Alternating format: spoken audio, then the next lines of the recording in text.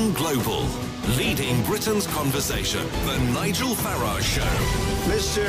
Nigel Farage. Thank you, Donald. Good evening, everybody. And we'll be talking a little bit about Donald later on after his dramatic press conference that took place in Trump Tower yesterday. But it's another day and it's another government position paper on our negotiations with the European Union. Now, from the very start, the EU have insisted that there should be no border between Northern Ireland and the Republic of Ireland. I've often thought to myself over these months, what the hell's it got to do with them? But they've been very insistent. And in due turn, the government has said there will be no physical infrastructure on the 310-mile border crossing between the north and the south. It feels to me like every day the EU says jump, we say how high, we do it, and then they say, oh, no, that's not good enough. You knocked the bar off with your foot as you went over. And, because yesterday, Guy Verhofstadt, my old friend, I say that in inverted commas, from the European Parliament, said invisible borders are a fantasy. But bear one thing in mind.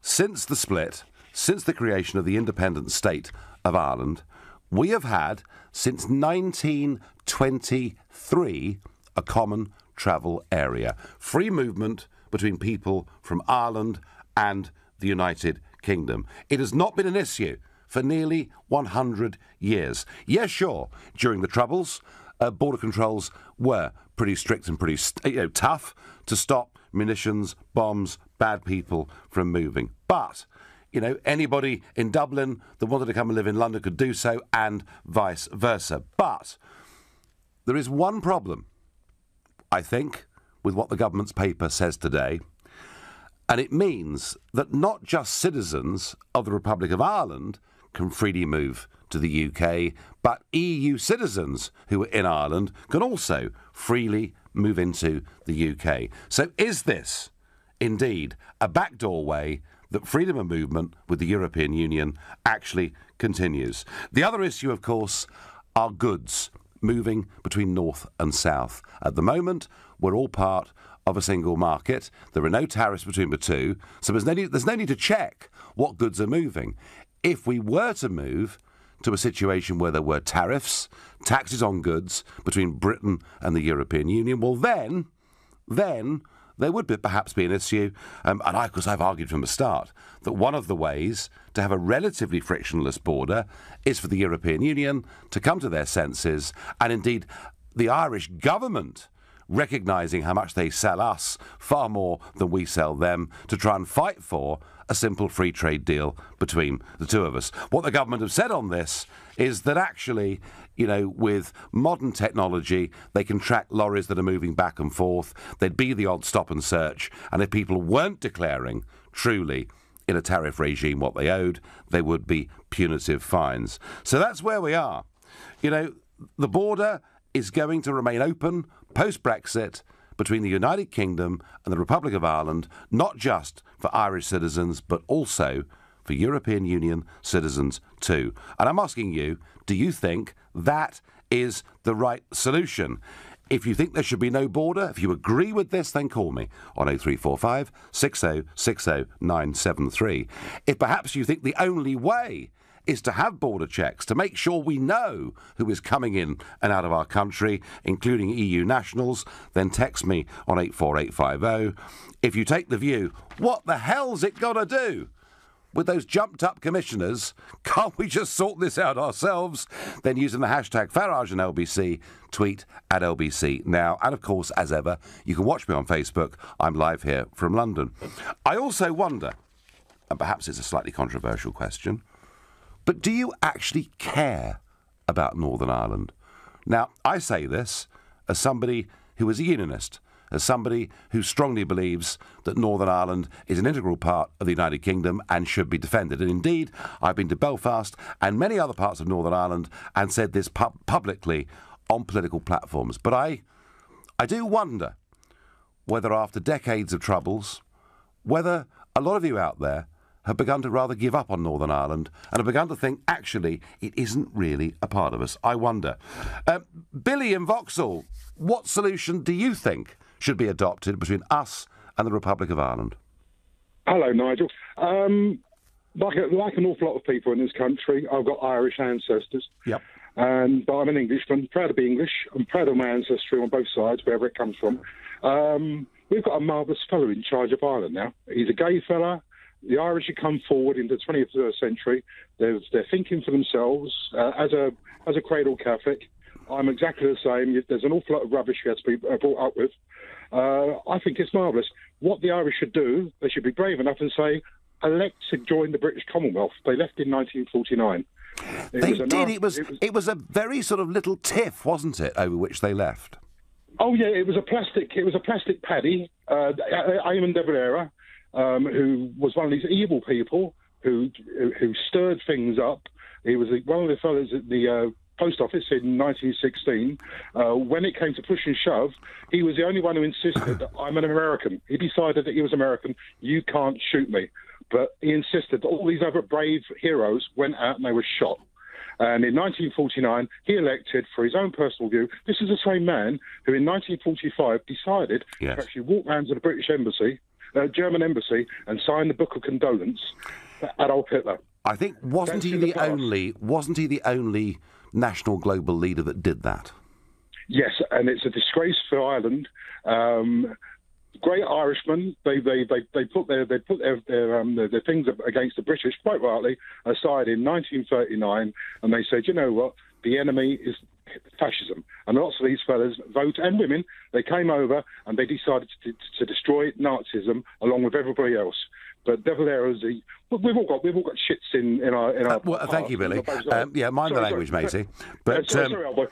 But I think if the Irish, they're welcome because they're our cousins, they're our friends. Yep. We love the Irish dearly. Like all families, we slag each other off, but when it comes to troubles, we stand alongside each other.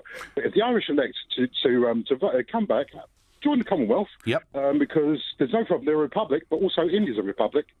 So we've got no problem with that, and we'll benefit, they'll benefit. Well, Billy, I have to say, I agree with that totally. I think that Ireland coming back into the Commonwealth would be a very good thing indeed. And I understand from those that know about these things that one or two conversations along those lines have been going on over the course of the last year.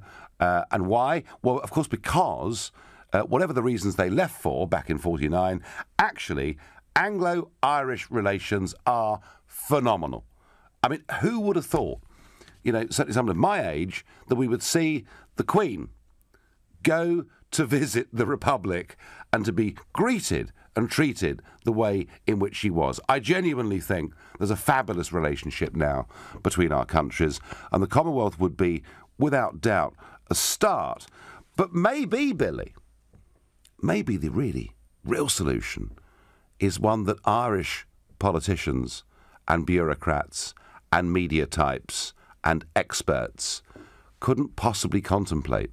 Maybe the best thing for Ireland, given that she's stuck in the wrong currency, given that nearly all of her overseas business is denominated in dollars or sterling, maybe the Irish should leave the European Union and we could then work out our own terms between us. I think it'd be ideal. It'd be ideal. And also, you don't have to have been a part of the British Empire to join the Commonwealth, because Mozambique elected to join. And I think it'd be ideal. Ireland for the Irish, and it'd be marvellous, because it's ridiculous. It's just an artificial border across. They all like each other, really. Forget about the politics. That's all history. You even know about the war, the Orange War with the James I. That's not even that's never taught in our classes, quite rightly, because it was a foreign skirmish. It was a European EU, a pre-EU. Well, Dutch king. Billy, I can assure you there are parts of East Belfast where Good King Billy is still somebody who is heavily celebrated. But Billy, very interesting point and a very positive point, Billy arguing that through the Commonwealth we become mates and friends, and perhaps ultimately the Commonwealth could become something of value in terms of trade. Simple answer is to have passport controls at ports from Ireland. Surely, if we have border controls when we leave, this would happen anyway. Ian from Beaconsfield. Well, Ian, that's right. I mean, obviously, for anybody to get to the mainland, they either have to catch a ferry or they have to catch a flight, so they have to show a passport and check in so we would know what EU nationals were coming into the mainland of the UK from Northern Ireland. That's true. It's sort of part of the reason why I'm not foaming at the mouth and fulminating over what has been said today. But it's still, whichever way you cook it, it still is a backdoor for EU nationals through open borders to get into the United Kingdom if you believe that Northern Ireland should remain an integral part of the UK. And I do. I make no bones about that. I'm not sure everyone else does. I care about Northern Ireland. Even if I didn't care about Northern Ireland, I value they are a necessary part of our government. I get what they are now, of course, because arguably, since Theresa May's election, with the DUP, the Democratic Unionist Party, propping up the government, arguably Northern Ireland has more influence in the United Kingdom than it's perhaps ever had. Mr Farage, don't be concerned by borders. The UK is not leaving the EU, says Jimmy. Jimmy, stop it. I can't hear that. It upsets me too much. Jack in Bromsgrove, what's the solution to the Irish border? Good evening, Nigel. Good evening. In your introduction, you said something that upset me a little bit, and it got me a bit concerned. OK. Now, I know you do like to have a go at the European Union, and normally I'd agree with you, but you said, what on earth does it have to do with them about the border? I did. Well, Ireland is part of the EU, and is therefore part of this negotiating team. Isn't that right? Well, actually, being a small state, they've got virtually no say at all, is the reality. But they are part of the... They're part of the EU, but they're a little state, and little states have no say at all in Brussels. And the negotiating team, you know, basically is a Frenchman helped by Belgium. But the Frenchman has to speak on behalf of all the states. Yes, he does, but I don't think... I mean, yes, OK, they're a union of 27, Jack, I get that point. But I do feel that their insistence... Well, hang on. The European Union don't insist that Romania has an open border with Moldova, or that Greece has an open border with Turkey. So why are they insisting that the United Kingdom has an open border? Well, I mean, all I'm saying is they've gone too far with all of this. OK, Nigel, I understand that. And you go on... I understand, but Ireland is a country that borders the first ever country to leave the EU. Yes.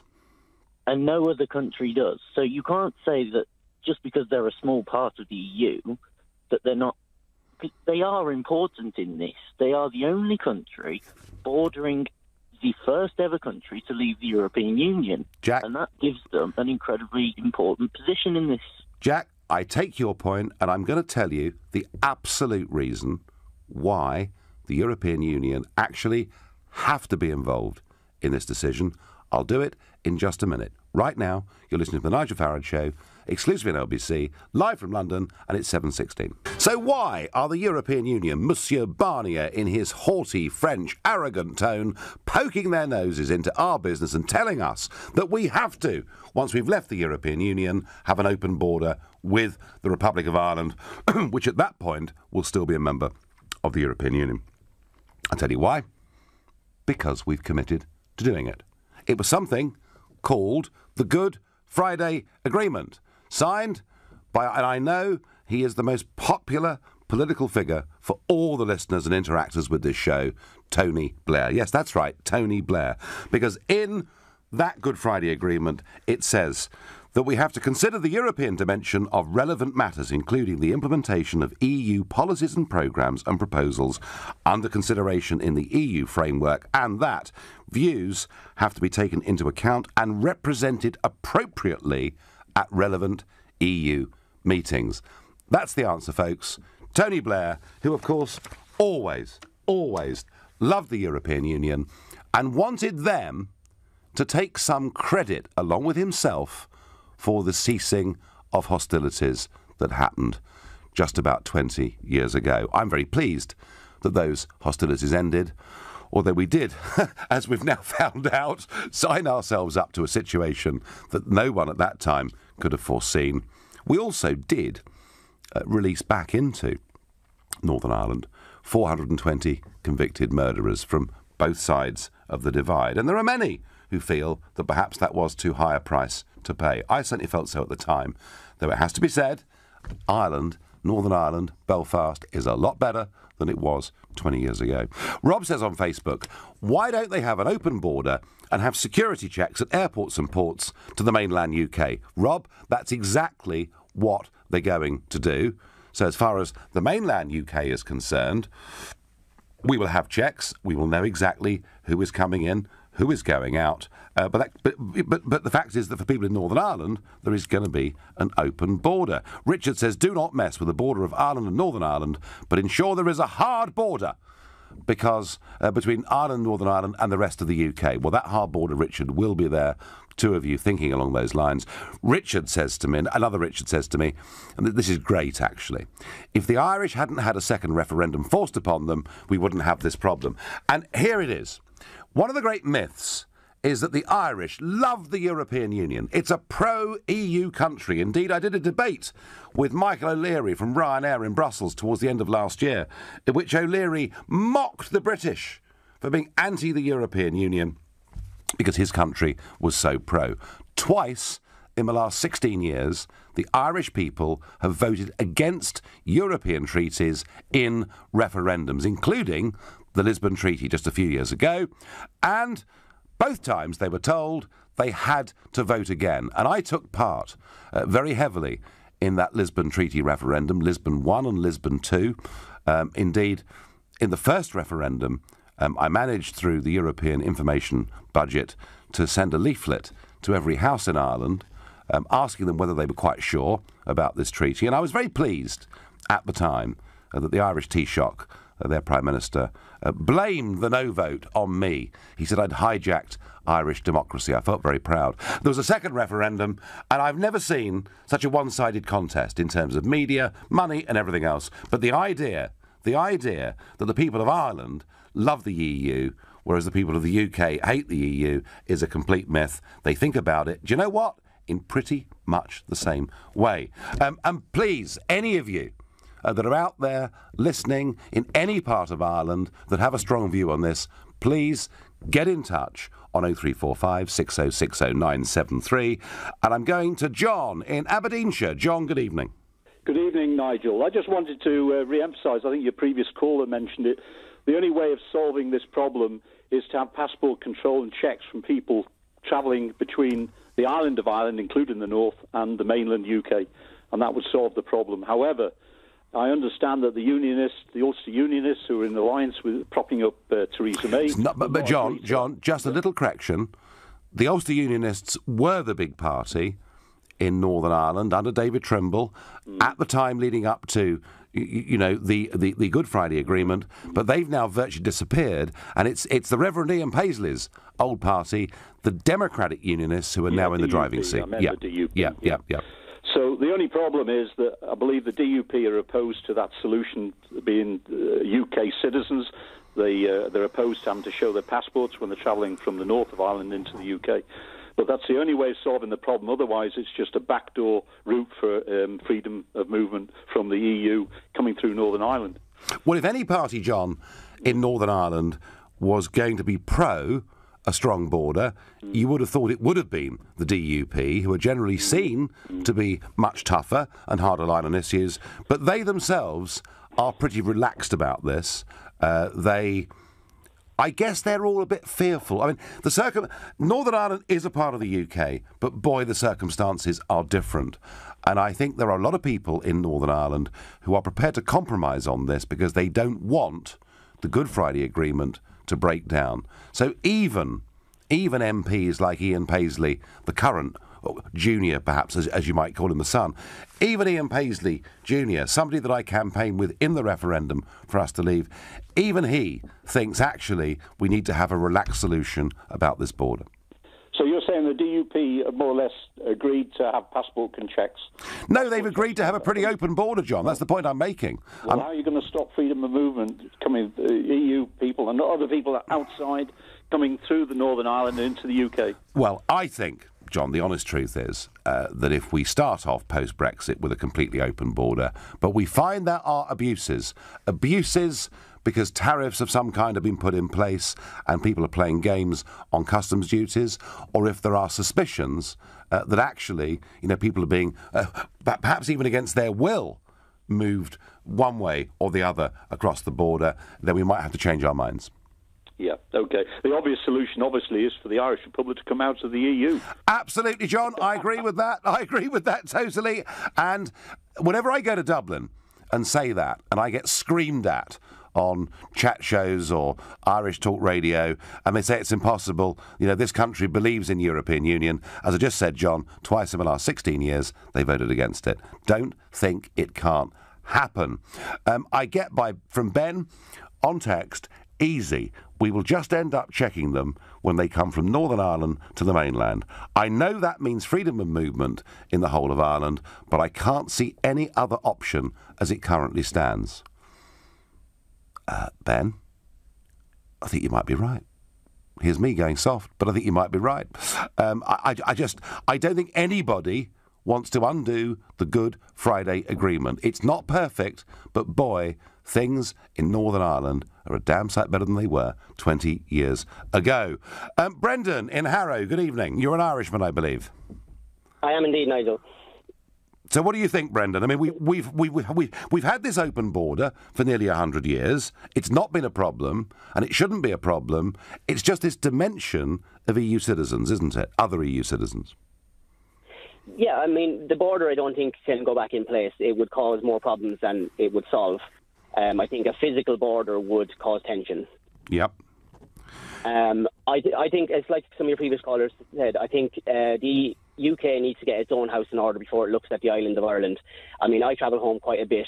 If I fly into Dublin, my passport gets checked. I fly back to the UK, I walk off the airplane, and straight out the airport. Right, yeah, that's a very interesting point. But Brendan, despite what you just said, Northern Ireland is still part of the UK, isn't it?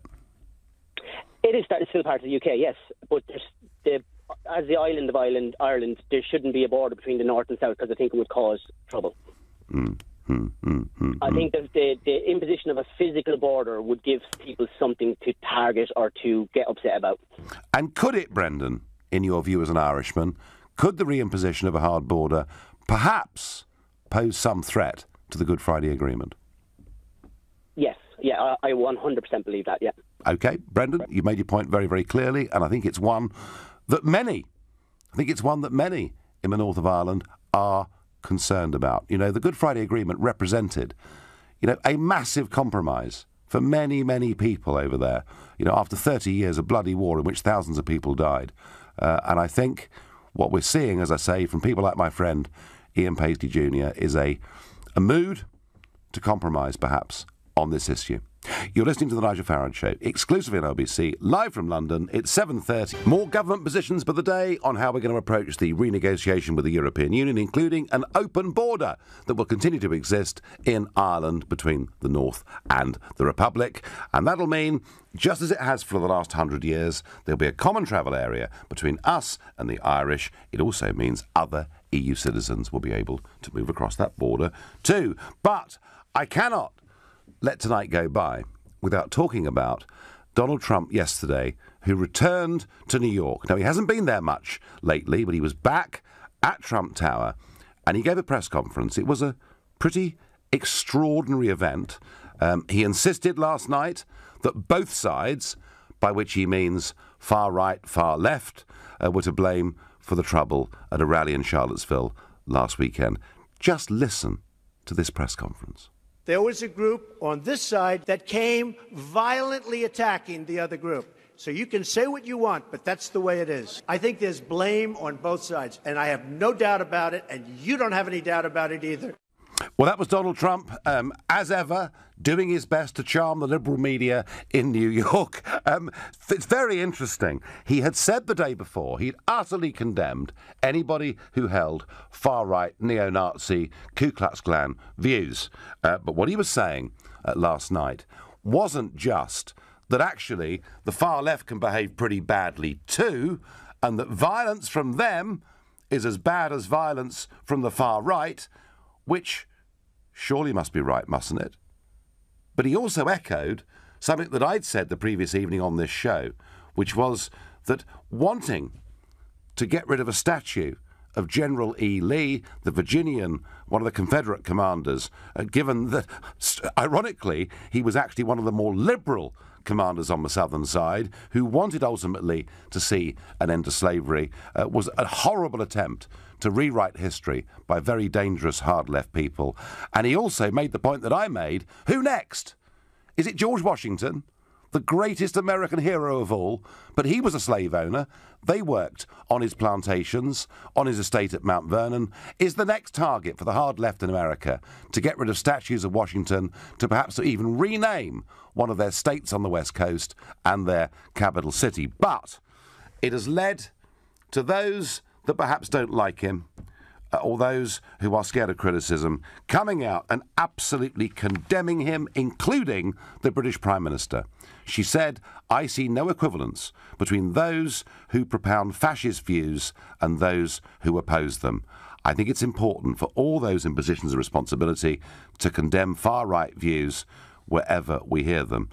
Prime Minister, he did the day before condemn far-right views, but he said those on the hard left can be violent too. And can I just say this? The idea that an organisation that calls itself anti-fascist, against fascism, that professes itself to be for love and hope and optimism, in my personal experience, over the course of the last few years, many people in those groups I have personally seen are some of the most unpleasant and violent people I've ever seen. There is a very hard left, intolerant fascism that occurs on the left, as well as those on issues of race or religion on the far right. And you may, and I can't stand the concept. I said I was shocked to see people in 21st century America using Nazi salutes. I'm not supporting these people, but actually, crime is a crime. Violence is violence by whoever it's committed. But Trump is coming in for total condemnation by the liberal media in the United States of America and by virtually everybody in this country for saying something that I think is right. There we are. Now, the other very interesting story today, you remember last week, we talked about Sarah Champion. She's the Labour Member of Parliament for Rotherham.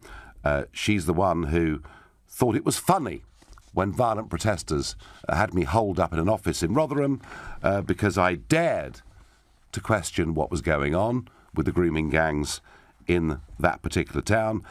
And she came out last week and wrote a column in the Sun newspaper saying Britain has a problem with British Pakistani men raping and exploiting white girls.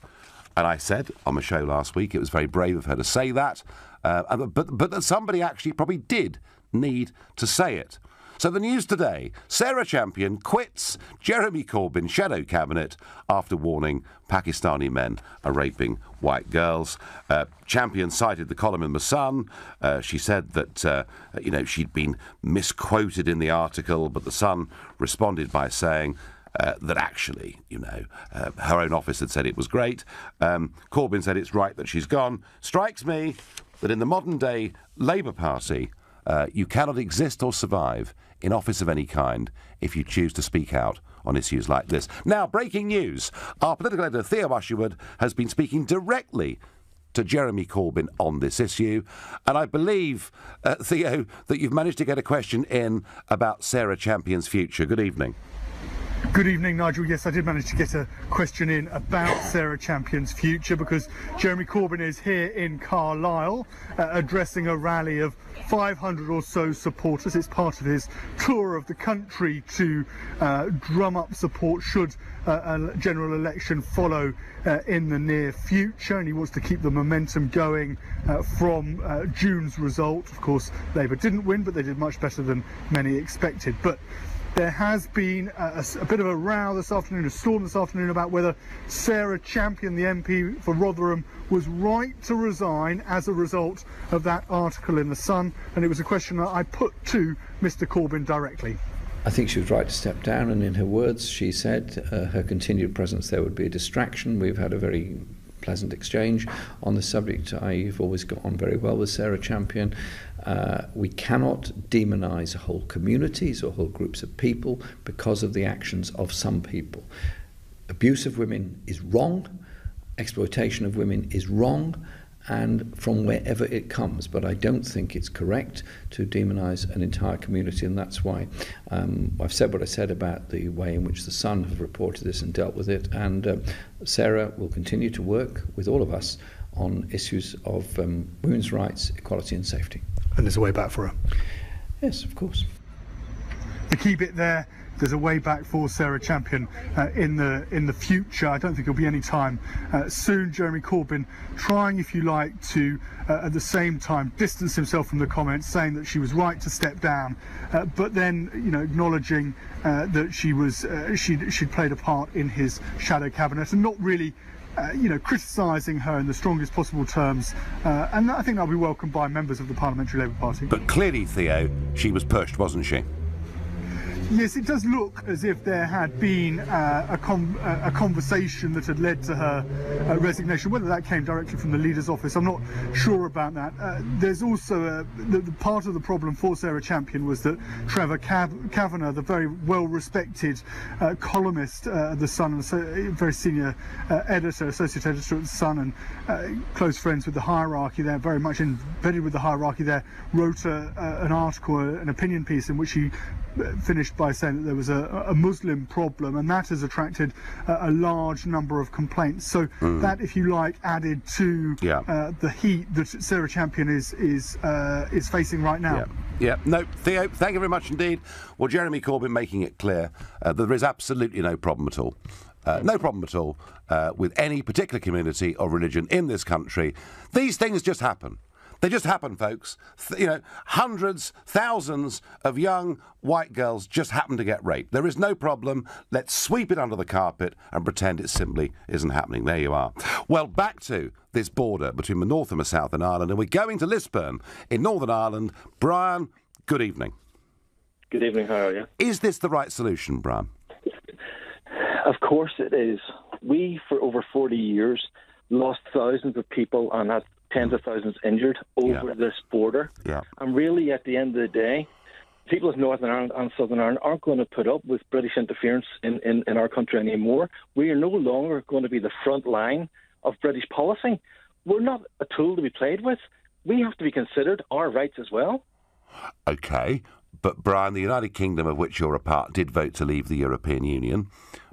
And one of the demands, if you like, from the public was that we should have proper border controls.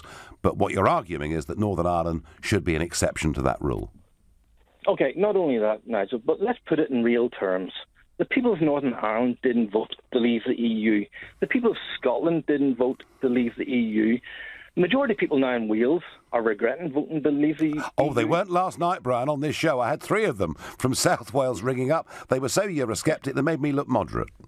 OK, so 3 out of maybe, 5.5 million people? That's not really a good issue. Back to Northern Ireland, come on. Yeah, people in Northern Ireland, majority of us are British in relation to finances and the economy.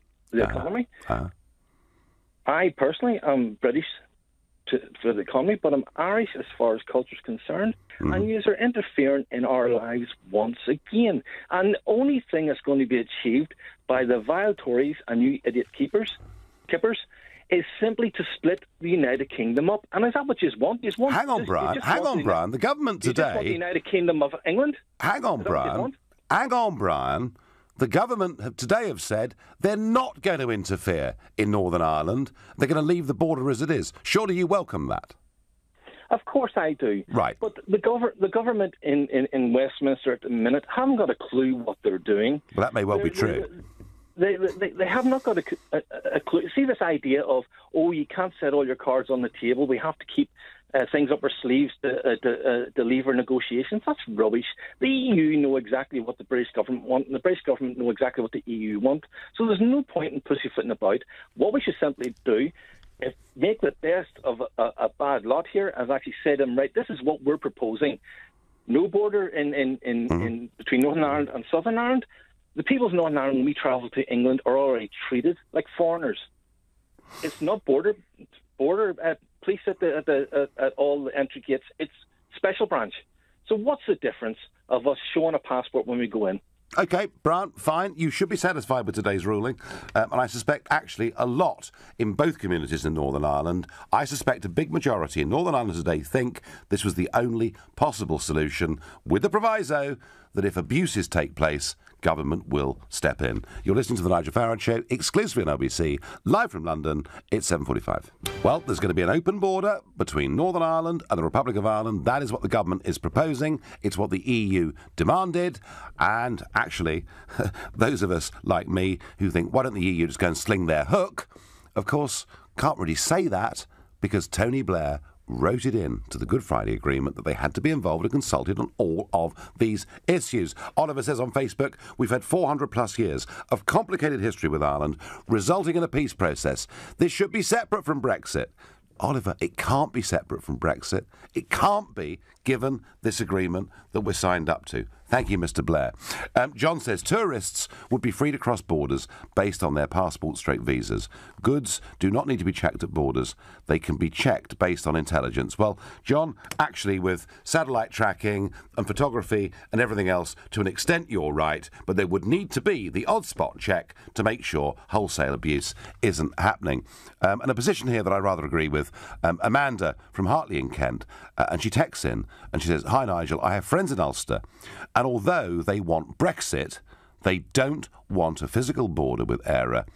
As we've already said, the solution's obvious. We control people coming from Ulster at all other points into the UK." And Amanda, I think you're right. I have to say that the vast majority of Brexiteers that I met in Northern Ireland didn't want a hard border because they're scared that that might begin to unravel the peace process, which, whilst imperfect, is a lot better than the way things were before. Patrick in Battersea, good evening. Is this the right solution?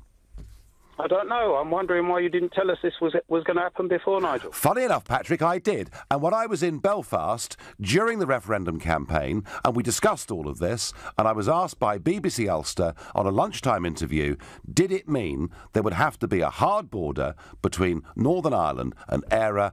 I said no, but we would have to keep an open mind on this to make sure that it wasn't being abused as a backdoor way of smuggling people into the United Kingdom from the European Union. That's what I said, Patrick. Well, obviously, it's going to be a soft border. Yes. Because we have to maintain that soft border between a EU country and ourselves, given where we're talking about. We're talking about Northern Ireland. We're talking about a very exceptional... Border, we're going to have real problems. We're talking about a very exceptional place, aren't we, in Northern Ireland, and what has been a very, very troubled place. And, Patrick, I would say this to you.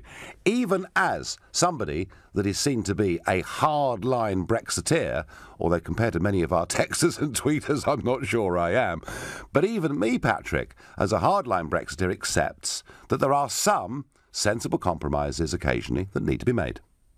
Well, how come we're not hearing that from, with the rest of the negotiations then? You see, the problem I've got with Brexiteers, right, they're asking for things. And when those things are delivered to them, they don't like them. We want our courts to make decisions. Suddenly they're saboteurs. We want our parliament to make decisions. No, we can't have that. They might vote against us. We want our borders back. We don't want that French border back in reality. We want stricter controls at the airports. And now we get stricter controls over the past few weeks. Nobody likes it. Well, I think, Patrick, really what we want. I think really what... I tell you what, Patrick, we really want, Brexiteers. We want our democratic mandate respected and carried out sensibly. And I think what's hacking us off is that we're seeing a government that took 9 months to trigger Article 50, has now told us there'll be transitional arrangements for goodness knows how many years to come. And I think, Patrick, Brexiteers are getting worried whether they're going to get Brexit in name only. Well, what they should do is think about how long it takes for these processes, and it is a negotiation to come through. You can't just have Brexit the morning after and suddenly we're out. That's nonsense. Well, you could. Well, you know. Well, you No, could. we couldn't. Well, you could. Nigel, you couldn't even get out of a marriage with a woman in that space of time. What are you talking about? Well, you could do it if you wanted to, but it wouldn't necessarily be the wisest thing to do. And I get that, and I understand that. So I understand that, and therefore that's why, Patrick, albeit with some reluctance, I did say, all right, let's go along with the Article 50 process. Let's accept that it'll take up to 2 years, but hope it can be dealt with more quickly. I did accept that from the start. Now I'm being told it's going to be years and years and years more. I'm not particularly happy. But Patrick, I mean, tell me something. You know, you're very unhappy with the arguments of Brexiteers. Would you like a second referendum? No, I wouldn't like a second referendum. What I want to happen is for everything to go through. I got a feeling I know what's going to happen. And when the people who you led into this hole start hunting you lot down to hang you lot by your heels, that's when I'll be happy. Patrick, you're quite right. I think it's absolutely morally disgusting that people like me should have argued that the United Kingdom should be an independent, self-governing, democratic nation. How monstrous of me! How dreadful! David, who's also in Battersea. David, good evening. Good evening, Nigel. Pleasure to talk to you. Pleasure to talk to you. You covered all the points I was going to say. Was that as long as you have control from Ulster coming into England, they're quite willing to show their passports when they fly to Tenerife, a friend of mine. Yep. There's a thing called API, which is Advanced Passenger Information you have to supply every time you fly. So what's the problem? If you haven't got an Irish passport, an English passport, don't get on the plane. Well, they can get on the plane, but we need to know who they are. That's really the point, David, isn't it? And, I mean, the only concern with this, and I was putting it forward as a debating point at the top of the hour, the only concern with this was, would it be a backdoor way for huge numbers of EU citizens from, be it France or Bulgaria or wherever it may be, to get into the United Kingdom because there wasn't going to be a hard border between Northern and Southern Ireland. But actually, my conclusion, David, is that there are very few people in Northern Ireland who appear to be worried about that, and given that to get from there to the mainland, they've got to buy a ferry ticket or they've got to buy an aeroplane ticket, I think, David, we're all quite relaxed about this. Yeah, Ireland's always been our sister country. I mean, we don't want to have problems with them. Well, do you know what? Through history, we've had huge problems with them. And my feeling is over the last 15, 20 years, our relationship with them has become really very, very good. I know their new Prime Minister has said some pretty tough things about Brexit, although I'm not sure they're things that a majority of the Irish population would agree with. But, David, I agree with you. We want good relations with Ireland. Absolutely we do. And my last name is going to be Peter, who is in Bedale in North Yorkshire. Good evening, Peter.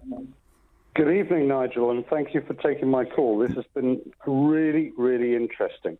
Good. The difficulty here is that there are two almost insurmountable issues. The first of which is the actual border between the 6 counties of Northern Ireland and the Irish Republic is very complex and runs through individual properties, so cannot really be made into a physical border. And the creation of a harder border at the ports of exit to the United Kingdom would, in a cultural sense, start to look like a united Ireland to many people on the Protestant side of the history in Northern Ireland. And they hold some very deep and, to us, not logical positions to the point where they actually have to have the Marching Commission to organise some events during the summer months. There are real disturbances and arguments about where a particular bonfire is held on particular nights. And though it would obviously seem sensible to us that there should be a hardening of the border within the free trade area, that will actually cause some difficulties politically in Northern Ireland. I understand your point, Peter. I understand your point, but I would say this to you, that right now you have to actually, show a passport when you're flying. When you board at Belfast, whether it's at George Best or at International, as I've done many times in the last few years, you have to show a passport anyway. So I'm not actually overly flummoxed by it. Peter, we've simply run out of time. Time for one just last Text. Brussels won't talk about trade deals until the Irish problem is sorted. However, these two issues are interlinked. We need to know what the deal is on trade before we can define the border. This is nuts, says Peter in Warwickshire. Well, to some extent, Peter, you're right. One of the best solutions for the border is, of course, for the Irish government to insist that the EU gives us a tariff-free trade deal. Overall, I'm not overly concerned this will lead to backdoor smuggling of EU citizens into our country. You've been listening to the Nigel Farage Show here on LBC. I'm back tomorrow.